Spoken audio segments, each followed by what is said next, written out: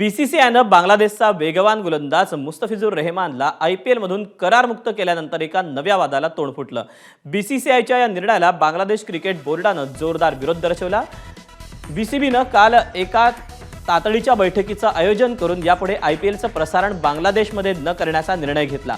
त्याचबरोबर भारतात होणारे आगामी 2020 विश्वचषक स्पर्धेतील बांगलादेश संघाचे सामने दुसरीकडे आयोजित करावेत अशी विनंतीही बीसीबीनं ICCकडे केली आहे। खेळाडूंच्या सुरक्षेच्या कारणास्तव ICCकडे ही विनंती केल्याचं बांगलादेश क्रिकेट बोर्डानं म्हटलं आहे।